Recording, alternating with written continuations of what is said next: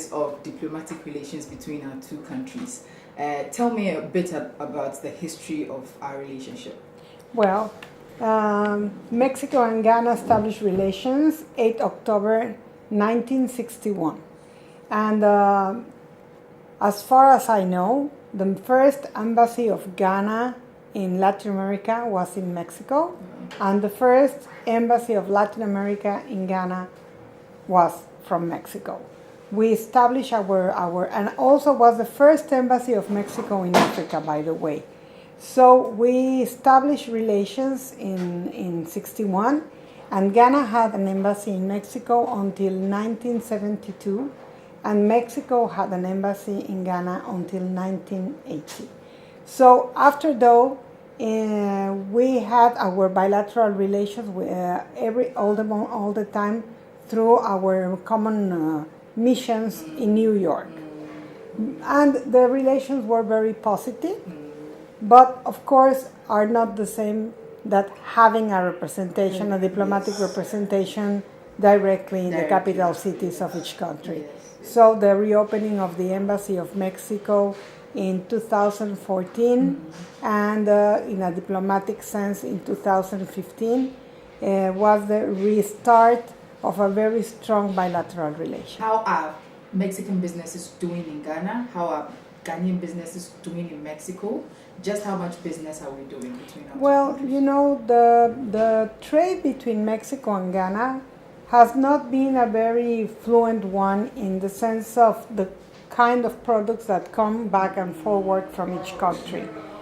The exportations from Mexico to Ghana are much bigger than the importations that we have from Ghana. Mainly we have from Ghana cocoa and prime materials, while Mexico exports different industrialized products, as for instance the pipelines for the oil industry. So that is a very heavy industry, and therefore the difference of prices between the trade in numbers is very big. It's very big. But however, what the embassy is trying to do is try to reach where are the areas where there are good chances for Mexico to promote trade in Ghana, and to see which are the sectors where Mexican companies can have opportunities.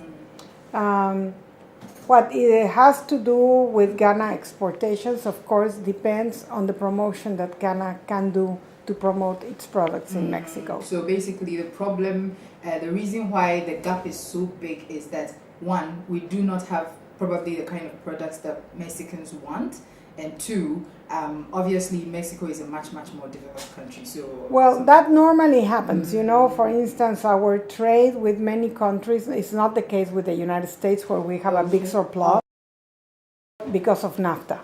But however, with other countries, they have a surplus with Mexico because at the beginning, when they start investing in Mexico, they have to send as well the industry equipment, and that is heavy industry, and it is very expensive. So the gap between importations and exportations gets very big. But once those companies start producing in Mexico and exporting, that gets into a better balance in the bilateral. Also, Mexico today is a country that has a capacity to invest abroad, and we have very strong companies in Mexico that also are already established in other countries. But regarding trade, I will say that each country has a duty to promote its own products and to promote its own trade. We have been working hard here in Ghana to see which are the areas where we can have trade. But I think that we have to go beyond trade. When I talk about going beyond trade, I believe that investment is much better for both sides, because for Mexico is to get to new markets that are not traditional markets for Mexico. Of course, that means also trade, because they have to import their needs and their goods to start an investment in Ghana. But at the same time, that will give Ghana an added value of its products by industrialization process. And once Ghana has industrialized its products, we'll have better exportations.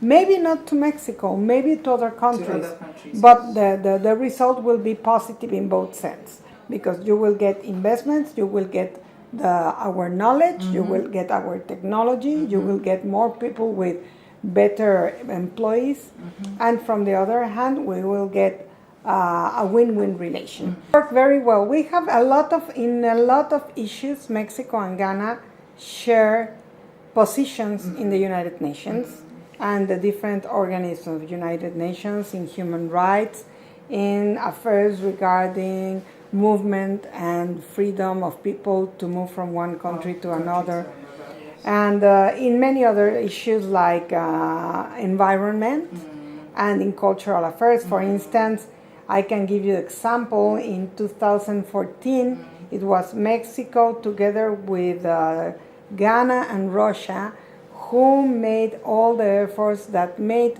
that 2015 was declared the year of the light. So this is something where we have worked very hard together.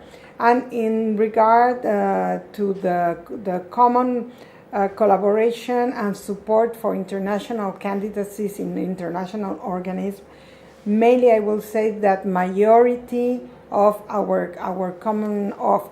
candidacies, each or the other side, we normally support each. So it is not a fact of how many Mexicans or how many Ghanaians live in one country or the other. It's a possibility and the opportunity of both countries to get closer relations and to take advantage of what each other offers. And I am a believer, a stronger believer, and that has been my target since I arrived here, and that is what I am trying to get, is to turn Ghana and Mexico into strategic partners in the economic field.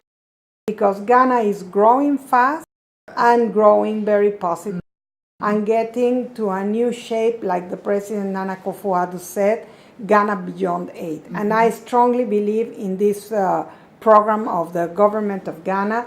And I think that Mexico has a lot of opportunities to come and invest in Ghana. Why the level of hostility coming from the United States? Well, you know, it was the way he won the elections was by attacking Mexico. So he has to continue doing it, because it's a way that he will continue having the support of those that support him. I think that it is not against Mexico. You know, the border with Mexico is a 3,000 kilometers border. It's the biggest border in the world, from one country with another one. Not even between Russia and China, because in the middle there is another country. But the border between Mexico and the US is the biggest border in the world.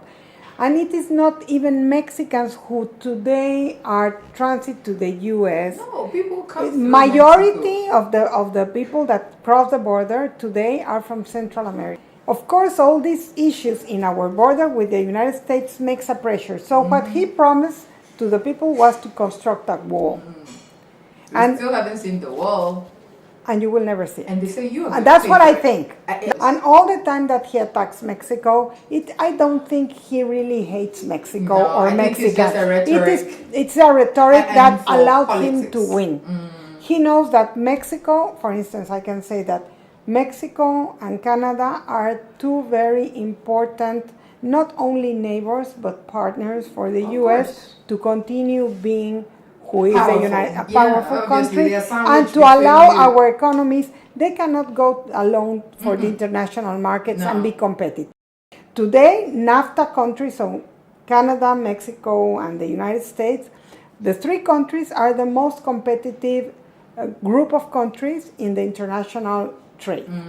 If we want to continue being, we must maintain together, and at the end, that is why we renegotiate now together with Ghana in 6 different countries. And believe me, that the warmest and the friendship that you feel in every Ghanaian, the way they smile to you, the way they treat you, I have only found it in my country. So you have this extra that is wonderful. But then you have nature, you have the lake, you have a beautiful river. The